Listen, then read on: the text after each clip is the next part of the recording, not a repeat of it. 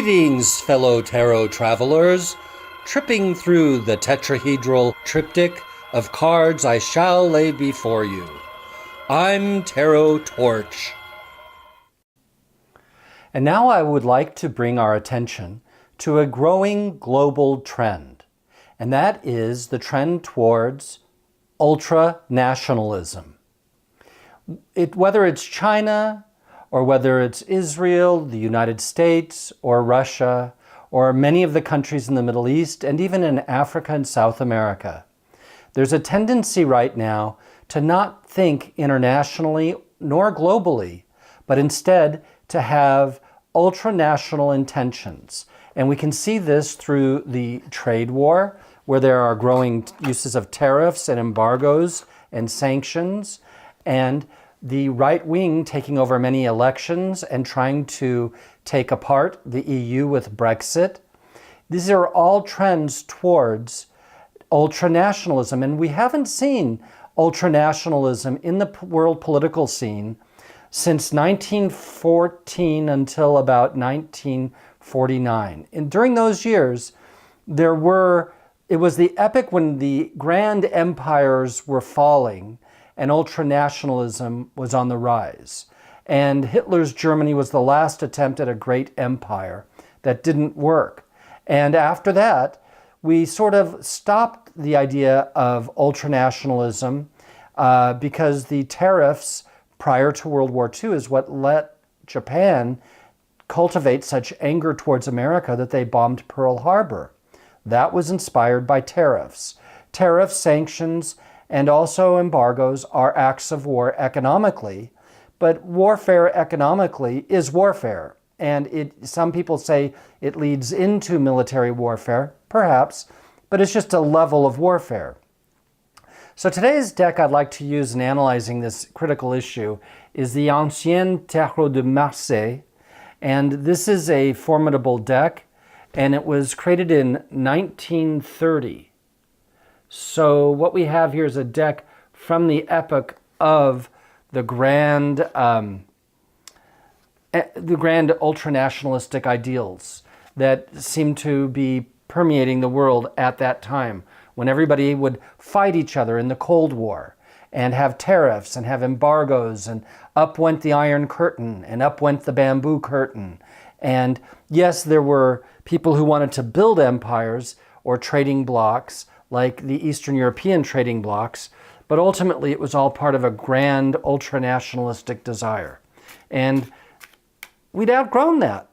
We were coming into peaceful economic trading zones, and we were about to go into a global government, but the right wing in America, inspired by the fear from fundamentalist Christians that any world government is going to be an evil government ran by some kind of alleged Antichrist, and people worried that it would be a Zionist world government or a Chinese world government or a Russian world government or a communist world government. And fear stopped us from progressing into a one world, not a one world order, because that also would be domination through capitalism in America. But we stopped trying to be a one world people, and yet this is one planet we all share. And if we would come together in a one world configuration, we could better achieve ecological balance, trade deals, overcome linguistic barriers, have easier access to world travel. So let's see what the tarot cards have to say about this new movement of the right wing that's so popular now, going reversion back to ultranationalism. And the first card is the Cavalier d'Épée. Now the Cavalier d'Épée is the Knight of Swords. And here he is representing the past and the foundation of today's reading. And as you can see, he's going towards the past. Now the Knight of Swords, if you look at the hoofs of the horse, he can change direction in a moment. So this reversion, because we're dealing with the card of the past, looking towards the past, this reversionary ultranationalism, it can be reversed practically overnight. And I really think rather than going back to 1934, we really ought to consider going towards the year 2020. And here's the next card, which is the Pope. And the Pope is at the center of today's reading. And as you can see, the Pope and the Knight of Swords, they don't look at each other. And because they're not looking at each other, they are considered, well, we could say in conflict, but it doesn't mean active conflict. It just means they're not working together. They have different goals, different approaches, and they could easily be undermining each other because they're not paying attention to each other. And the third card is the Ten of Cups. And the Ten of Cups is a card of leadership. So what we see here are three very interesting cards for today's reading. In the past, we have quick, fast, and immediate rhetoric that was abusive and critical of the burgeoning world government that happened through large trading blocs. We had NAFTA, APAC, all kinds of different groups. I'm sorry, not APAC, but the Asian Pacific Trading Group. And we would have, the EU. And this was all about to become a one world government. And what we have here is rhetoric that came from the right wing that suddenly appeared, that this was all wrong and it was all evil and we're all being cheated and we're not getting what we want. Folks, I don't know how to tell you this, but you could go down to any store and buy cheap Chinese goods, cheap Indian goods. Everything was cheap. From the 1980s till the year 2018, everything was cheap. And there was plenty of goods on the shelves. But suddenly, word went out that we're being cheated and our economy is being ruined, when in fact, our global economy was stronger than ever. And the fact that factories weren't ruining our rivers and the Great Lakes and our oceans in America was one of the great benefits, that other countries took that burden on away from us. Second world countries did that kind of hard factory work. In America, we were shuffling the papers in our large corporations and big buildings. Well, at the center of this controversy of ultranationalism is the Pope. That's very interesting because that has to do with religious structures.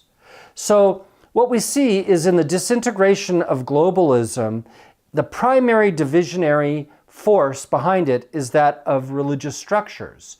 So suddenly, instead of going towards and culminating in a world government, we had to divide between Muslims and Christians and Jews, between capitalists and communists, between socialists and fascists, and we had to have a division of ideologies. And that's what the Pope represents. And so suddenly it was a war of ideologies that then led into an economic warfare, and soon it's going to be militaristic warfare, whether it's the invasion of Iran, the liberation of Syria or Crimea, or whether it's going to be an invasion from China. But that's where it all goes. That's what ultranationalism does, is it causes nations to go to war against nations. It causes world wars to occur. When we start doing tariffs and embargoes and sanctions, we are on the edge of global war, because with treaties, multiple countries are involved. You can't bomb Iran without Russia being involved. You can't bomb North Korea without Russia and China being involved. These countries have interactive agreements to help each other in times of military assault. And so it was basically a disintegration of unitive ideologies into singular ideologies that began the descent and reversion to ultranationalism. And the outcome of this, of course, is leadership. Now, leadership is a very interesting outcome. I guess on some level, there's going to be a contest as to which nationalist entity will lead the new world government. And many say the American empire is falling apart like the British Empire did, and the French Empire, the Spanish Empire, the Dutch Empire, and now perhaps it's the rise of China. But China has a lot of economic and ecological problems. They've been building cities that are uninhabited. They've been destroying their own air in Beijing. There's a lot of problems going on with China, and yet some benefits. They're going high tech, they're using solar, they're able to turn desert into farmlands. They're doing some good things, but on balance, the negative seems to be winning out. And that's the problem of centralized planning. But here we see that great leadership is the outcome of this ultra-nationalism. But is that what we need? Do we need a leader? Do we need the president to be the king of the world?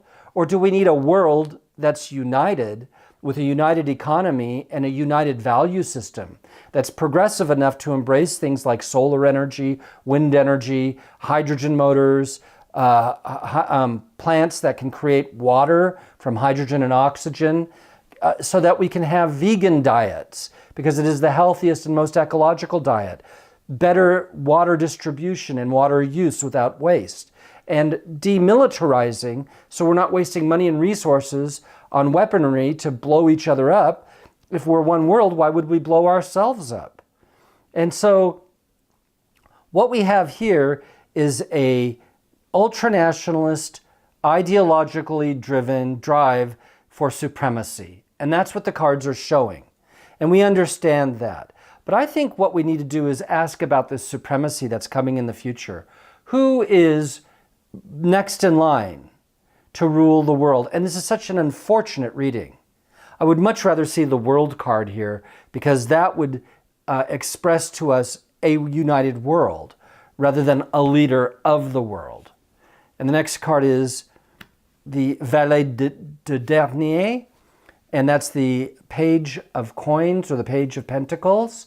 And he represents someone who spends money and spends money without responsibility, very much like the United States, irresponsibly spending money, and the Two of Cups. So it's a partnership. So it looks like, it's America and Israel, or it's the EU and Russia, or it's China and Russia. But whomever the leader is going to be, it's going to be someone who spends a great deal of money, and there will be two countries involved that will become the leaders of this ultra-nationalistic race to have supreme dominance over the planet.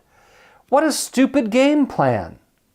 I mean, think about it. Wouldn't it be smarter if we had no embargoes, no sanctions, no tariffs?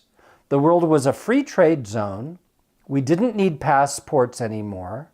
We were able to save the rainforests, purify the rivers, stop ocean pollution and air pollution, and live equitably as one world, as human beings on our planet, without national boundaries or national currencies anymore. But unfortunately, the cards seem to be speaking that, of course, our question was, what about this ultra-nationalism? But the cards seem to indicate that through absolutely irresponsible spending, probably the one country that could take over, like America, won't be able to, it can't afford to. It will need a partner who has some kind of economic solvency. Maybe it's America and China. But two countries will take over the world, according to this reading. But remember, this reading is about ultra-nationalism. It's not about global governance. And so I didn't ask about the unitive experience. I asked only about what is ruining our global experience. So here is the Pope at the center of the problem. And I see for him is the Ten of Swords, which is exhaustion in battle, and the world.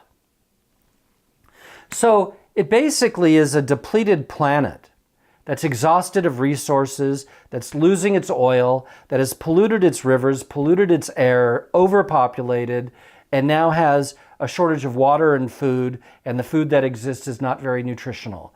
We've put pesticides and GMOs all over the planet and destroyed the food chain, and we're on the edge of a sixth level extinction of our planet, with so many species going extinct. And it's not stopping people like the president of Brazil from burning the last rainforests. What we have is an exhausted planet that's depleted and destroyed. And so people get religious and think it's the second coming and the end of the world. God forbid they accept responsibility for their actions. God forbid they problem solve and try to put a halt on absolutely uncontrolled industrialism and the burning of the rainforests and the polluting of the rivers. God forbid they address climate change as a reality. And as you can see, the ultra-nationalists in the past have gone in a different direction than the Pope. And that was clear with Napoleon, who arrested the Pope. In fact, he arrested 2 popes, and one pope died because of his incarceration. And so the ultra-nationalists, they use religion. You think that, the evangelicals and the Republicans are courting each other. But what the cards are showing us is that no, the right-wing industrialists who own the Republican Party are using the religionists so that they have a position of leadership. They'll give them what they want, like the abortion issue, but in the final analysis, they're not going to propagate this religion. They'll throw Christians in the ovens just as fast as anybody else when the time comes. They don't care. They just want to seize the power and take over the planet. That's their goal. So that is because these 2 cards are not facing each other. That means their goals and their ideologies are not in harmony with each other. So overall, my understanding from what the cards are stating is that ultranationalism is only going to repeat as a failure. It will not stop our 6th great extinction of this planet. That is to say, on 5 other occasions, like with the dinosaurs, there was massive extinction. And now we're doing it again through pollution, through deozonation, through climate change, through hyper-industrialization and overpopulation. We're on the edge of destroying our whole planet, and the human race may disappear because of it. And we're not accepting responsibility. We're just arguing over ideologies and religion. If 2 people are trading baseball cards, does it matter if one's a Protestant and one's a Buddhist? I mean, the point is to trade baseball cards. And so our economy should function irrespective of different religious or nationalist views. But with the Pope in the center, I'm not going to trade with them, they're Muslim. I'm not trading with them, they're communist. I'm not trading with them, they're capitalists. And everybody fights each other. And this is not to the benefit of our planet, of our humanity. It will not problem solve. It will not cause a solution to occur for the water shortage, the food shortage, overpopulation, pollution, climate change, and the brink of war and global war that we faced, and nuclear global war that we face. So the Pope card in this instance is not a favorable card, not with the topic that has been chosen at hand.